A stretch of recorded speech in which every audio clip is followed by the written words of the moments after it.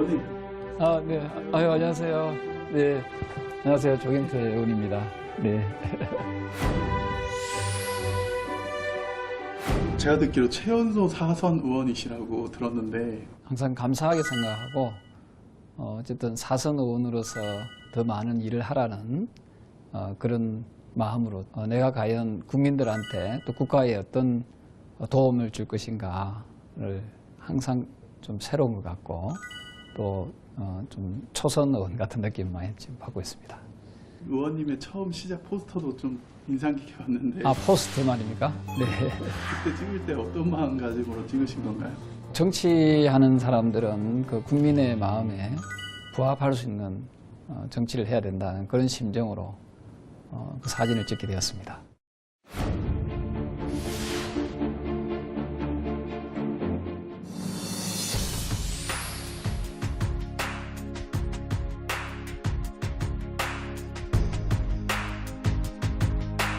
오늘 어떤 책 소개시켜 주시나요?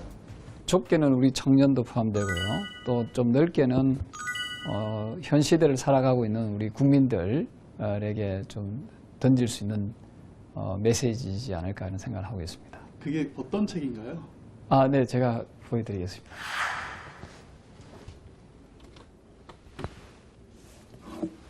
제가 권해드릴 책은 부각의라는 책입니다. 현 시대를 살아가고 있는 우리의 젊은이들 또 우리 국민들한테 꼭 권해드리고 싶은 책입니다.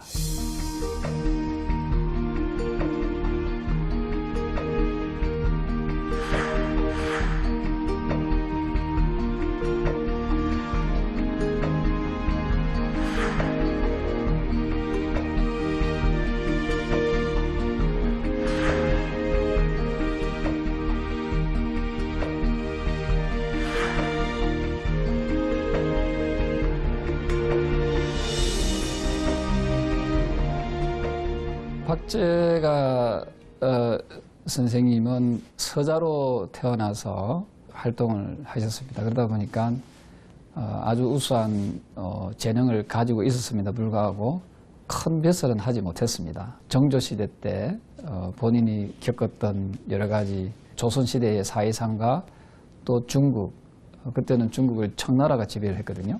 그 청나라의 사회상을 서로 비교하면서 많은 사람들이 배고파하고 가난하고 그런 부분에 대해서 마음 아파하면서 또 중국의 청나라를 다녀오시고 나서 문화적인 충격을 좀 많이 받았던 것 같습니다.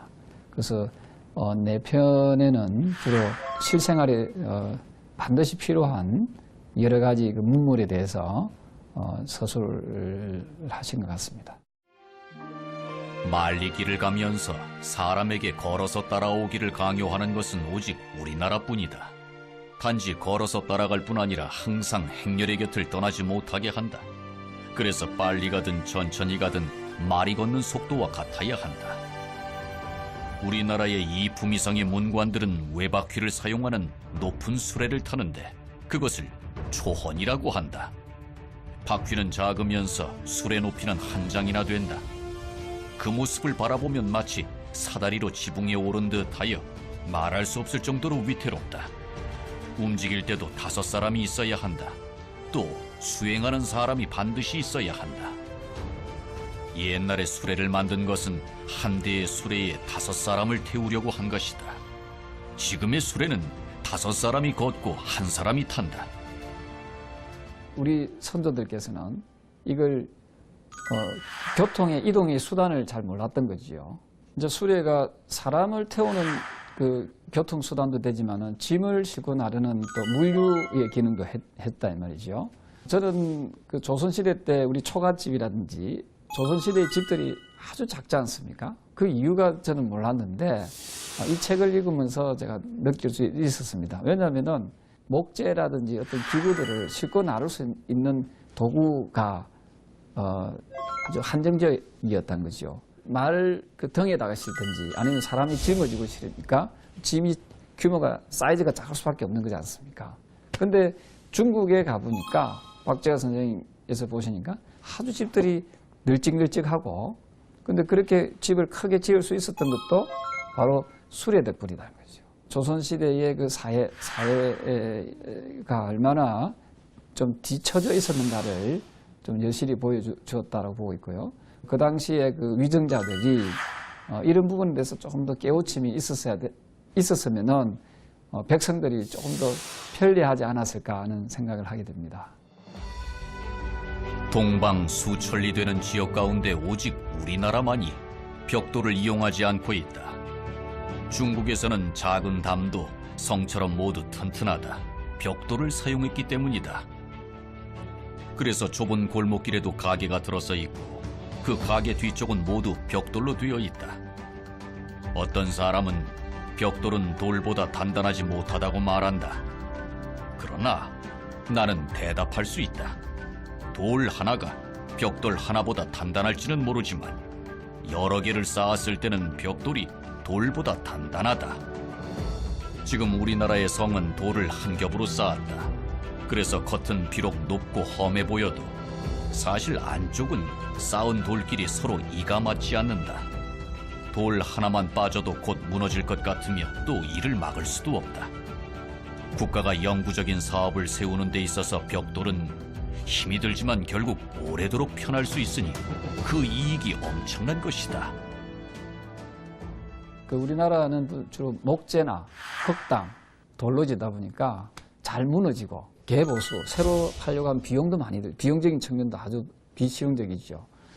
그리고 이 책에 보면은 성에 대해서도 나옵니다만은 우리나라의 성들은 돌로 하다 보니까 시간이 지나면 어느 한쪽에 돌이 빠지거나 무너지면은 와르르 무너지는 그런 상당히 연약함을 보이는데 이 벽돌로 짓게 되면은 상당히 철옹성처럼 단단하다는 거죠. 중국은 성도 그렇고 일반 가옥도 그렇고 벽돌을 활용하는 것이 굉장히 높다는 거죠. 우리나라 조선도 그렇게 했었으면 하는 바람을 담은 것 같습니다. 지금 당장 벽돌을 사용한다면 관청에서는 백성들이 만든 벽돌을 비싼 값으로 사들여야 할 것이다. 그러나 10년 안에 나라 안의 모든 건물은 벽돌로 만들어질 것이다. 모든 건물을 벽돌로 짓는다면 벽돌 값은 기다리지 않아도 저절로 싸질 것이다. 이것은 위에 있는 사람의 권한에 달려있는 것이다. 이 때문에 백성들에게는 정해진 뜻이 없고 나라에는 일정한 법이 없다. 그로 인해 생기는 해로움을 알지 못하면 백성이 궁핍해지고 재물도 고갈된다. 따라서 나라가 나라꼴이 되지 못할 뿐이다. 선비라는 그 이름으로 했던 우리 사대부가 너무 건의만 내세우고 그러다 보니까 백성의 삶과는 좀 거리가 좀 동떨어져 있는 그런 행태를 보였던 것 같습니다. 박재가 선생이 좀 문화적인 충격을 받았던 것 중에 하나가 중국에는 아주 높은 간직에 있는 사람도 직접 자기가 시장에 가서 물건을 사고 필요한 것을 구입을 하는 모습을 보고 상당히 인상적이었다. 근데 우리나라는 높은 간직에 있는 사람들은 하인을 시키잖아요.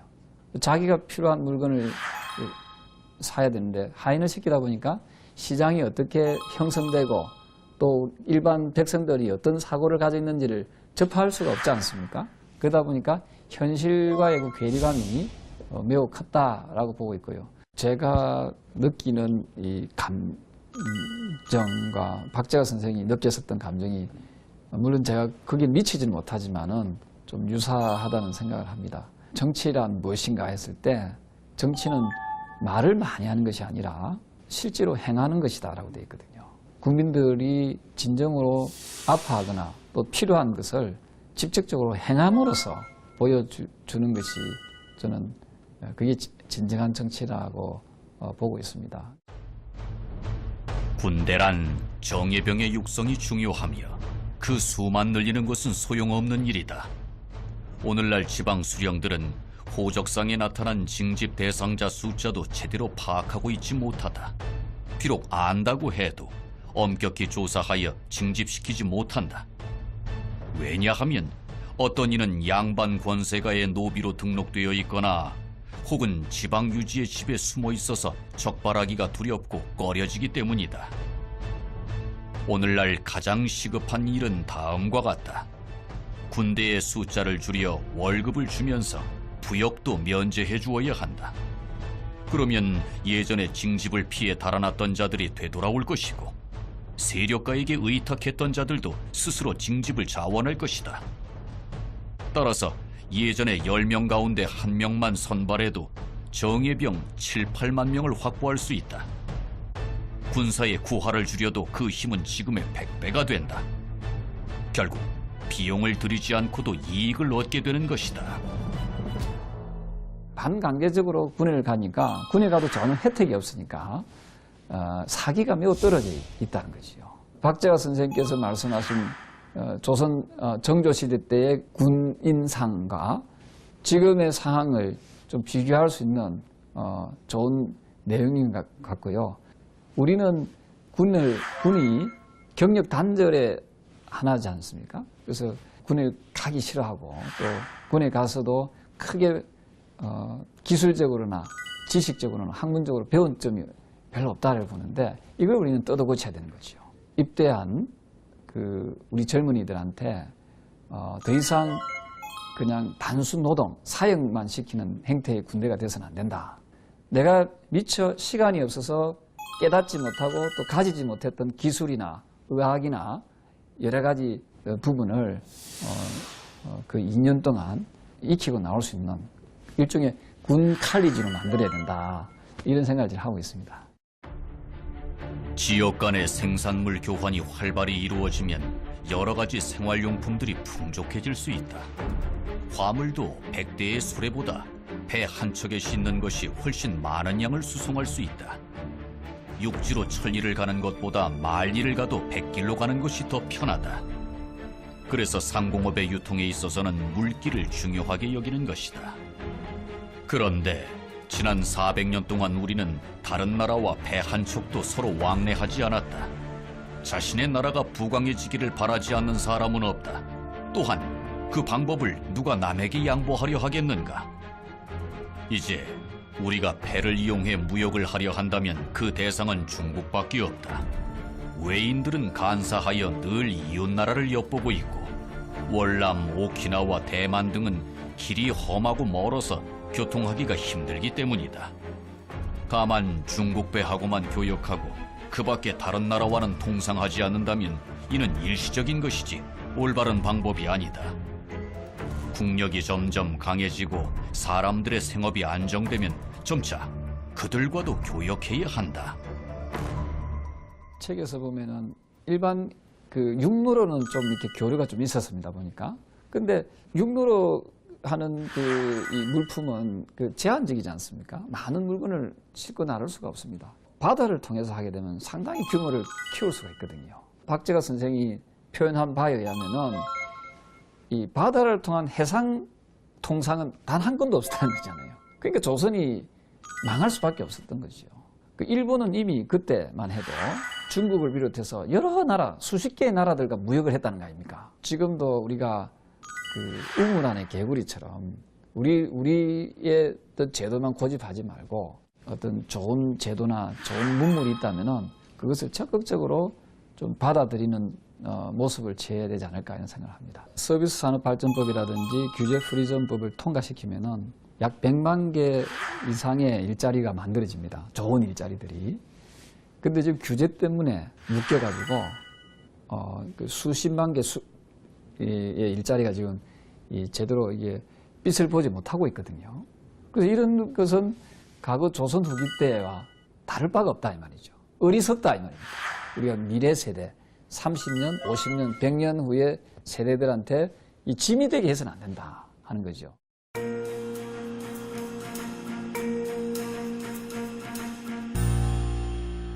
우리나라가 지금 이제 3만 불 시대지 않습니까? 지금 천신만고 끝에 여기까지 왔습니다. 어떻게 하면은 4만 불, 5만 불로 가고 또 그러면서 또 우리 국민들이 행복 지수를 더 높여줄 수 있을 건가? 북하국이라는 책을 저는 한 여러 번 읽었으면 좋겠어요. 여러 번 읽어서 거기서 교훈을 찾고 박재학 선생께서 하고자 했던 내용에 대한 그 어떤 생각들을 좀 잘 정리했으면 좋겠다 이런 생각을 합니다. 저 역시 의정활동을 통해서 박재학 선생님께서 말씀하시고자 했던 그 내용을 가슴에 잘 새기면서 최선을 다해서 좋은 의정활동을 보이도록 노력하겠습니다. So while turning in my sheets, and once again I cannot sleep, walk out the door and up the street, look at the stars beneath my feet, remember rights that I did wrong, so here I